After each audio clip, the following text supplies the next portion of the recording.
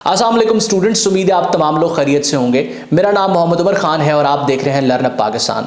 वो तमाम लोग जो अपनी इंटरमीडिएट कंप्लीट करने के बाद अपने करियर के हवाले से कंफ्यूज होते हैं कि किस करियर की तरफ जाएं, कौन सा डिग्री प्रोग्राम बेहतर है, किस डिग्री प्रोग्राम का, किस करियर का पाकिस्तान में रहते हुए एक अच्छा स्कोप है, एक अच्छा फ्यूचर है, या वो अब्रॉड जाना चाहते हैं और अपनी डिग्री की सिलेक्शन के हवाले से कंफ्यूज हैं।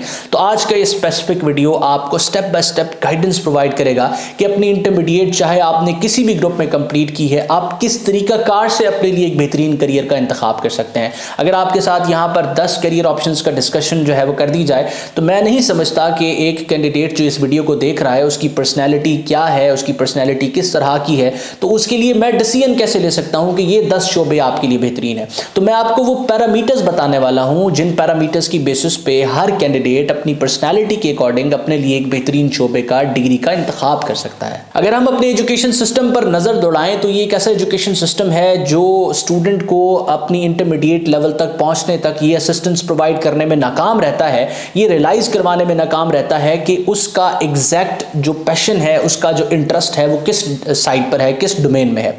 जब एक कैंडिडेट अपनी मैट्रिक की एजुकेशन स्टार्ट करता है तो वहां एक डिवीजन होती है, क्लियर डिवीजन होती है कि आप साइंस ग्रुप में जाना चाहते हैं या आप आर्ट्स एंड ह्यूमैनिटीज ग्रुप में जाना चाहते हैं। मोस्ट स्टूडेंट्स जो है वो साइंस ग्रुप की तरफ जाते हैं क्योंकि उनको लगता है कि इसमें ऑप्शंस बहुत ज़्यादा अवेलेबल हैं, या अपने बड़ों के कहने पे वो इस शोबे को ज्वाइन कर लेते हैं, इस फील्ड को ज्वाइन कर लेते हैं। मैट्रिक कंप्लीट करने के बाद ये डिवीजन मजीद वाज़ेह हो जाती है और pre medical, pre engineering, arts and humanities और कंप्यूटर साइंस जैसी मजीद डिवीजन्स आपको देखने को मिलती हैं।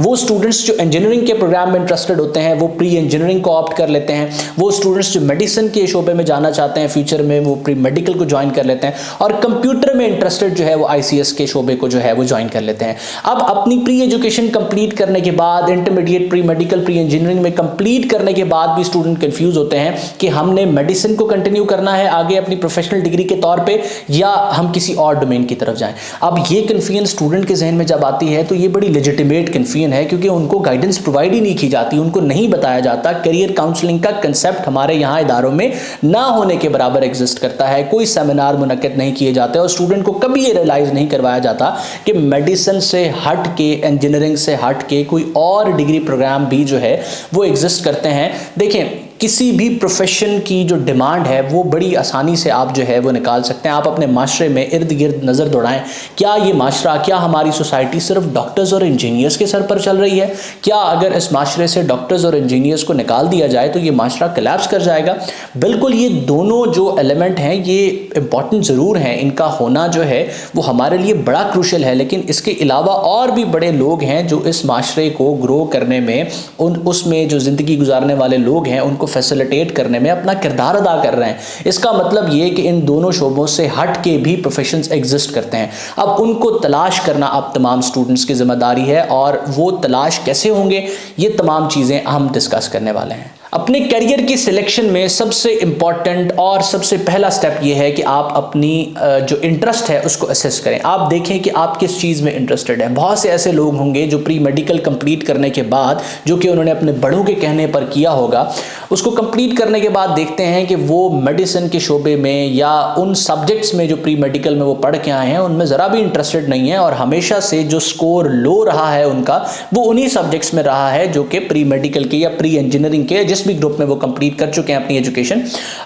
उन सब्जेक्ट्स का है। तो आप सबसे पहले तो ये असेस करने में कामयाब होंगे कि जिस ग्रुप में आप पढ़ रहे हैं या जो एजुकेशन आप अब तक ले चुके हैं, क्या उसने आपको फैसिनेट किया है, क्या आप उसमें इंटरेस्टेड हैं या नहीं। अगर आप उसमें इंटरेस्टेड नहीं है तो फिर आपने एक्सप्लोर करना है कि कौन से सब्जेक्ट्स ऐसे हैं, कौन सी डोमेन्स ऐसी हैं जिनमें आपकी इंटरेस्ट है। जब आप ये इवैल्यूएशन करने में कामयाब हो जाएं तो फिर आपने अपनी स्ट्रेंथ्स जो है वो तलाश करनी है। अब बाज़ दफ़ा कुछ ऐसे लोग होते हैं जो बड़े एक्सट्रोवर्ट होते हैं, चीज़ों को बड़ा अच्छा एक्सप्लेन कर सकते हैं, तो अब ये एक आपकी स्ट्रेंथ है।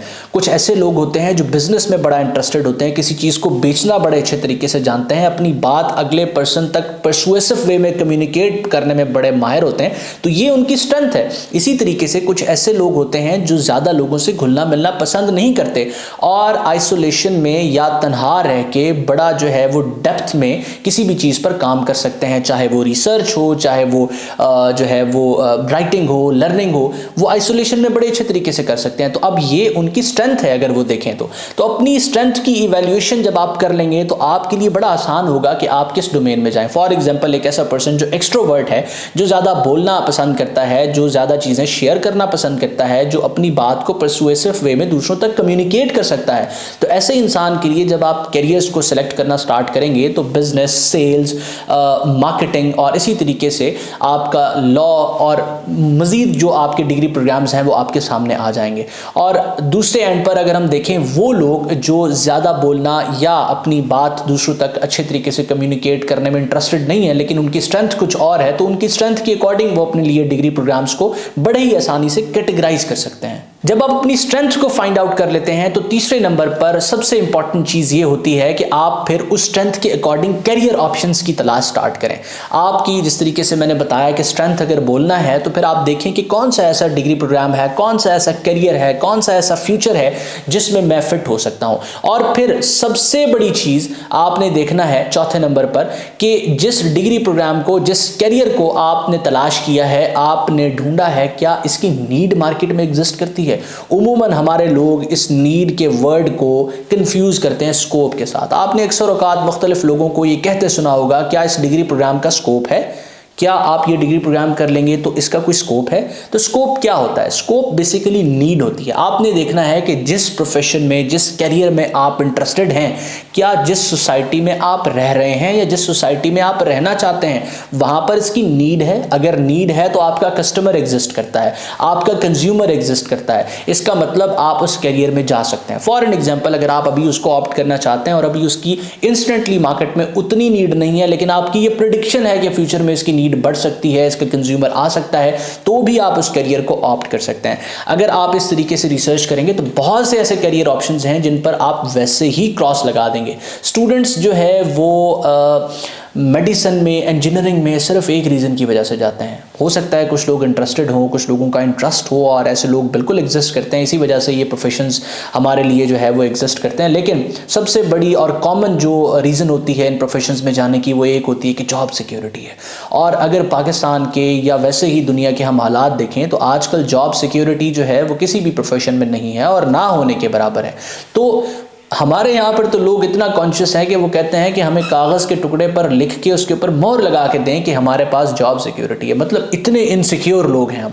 तो अपने आप को इनसिक्योरिटी से बाहर लेके आएँ, मेहनत करें, अपने लिए नए रास्ते तलाश करें। और नए रास्ते तलाश करने का बेहतरीन तरीका यही है कि आप अपनी स्ट्रेंथ को इवैल्यूएट करें। अपनी स्ट्रेंथ को इवैल्यूएट करने के बाद देखें कि कौन से कैरियर ऑप्शंस को आप जो है वो उनका इंतखाब कर सकते हैं। मार्केट में उनकी नीड देखें और उस अकॉर्डिंग अपने आप को प्रिपेयर करें। और पाँचवें नंबर पर सबसे इंपॉर्टेंट चीज़ ये है कि आपने अपनी नीड्स के अकॉर्डिंग, आपने अपनी स्ट्रेंथ के अकॉर्डिंग, अपने करियर के अकॉर्डिंग एक बेहतरीन इदारा तलाश करना है। और बेहतरीन इदारा आप कैसे तलाश कर सकते हैं, वो बहुत से फैक्टर्स हैं, उस पर ऑलरेडी मैं वीडियोस बना चुका हूं, चैनल पे आपको वीडियोस मिल जाएंगी। अगर आपको ये वीडियो जिसमें मैं आपके साथ डिस्कस करना चाह रहा था कि आप अपने लिए एक बेहतरीन करियर का इंतखाब, बेहतरीन प्रोफेशन का इंतखाब, बेहतरीन डिग्री का इंतखाब जो है वो कैसे कर सकते हैं, वीडियो ये पसंद आया है तो इस वीडियो को लाइक कर दीजिए, इस चैनल को सब्सक्राइब कर दीजिए और इस लेक्चर को, इस वीडियो को उन तमाम दोस्तों के साथ शेयर कीजिए जो कि अपने करियर के हवाले से कंफ्यूज्ड हैं। उन ग्रुप्स में शेयर कीजिए जहां पर स्टूडेंट्स मौजूद हैं ताकि वो भी इससे इस्तेफादा हासिल कर सकें।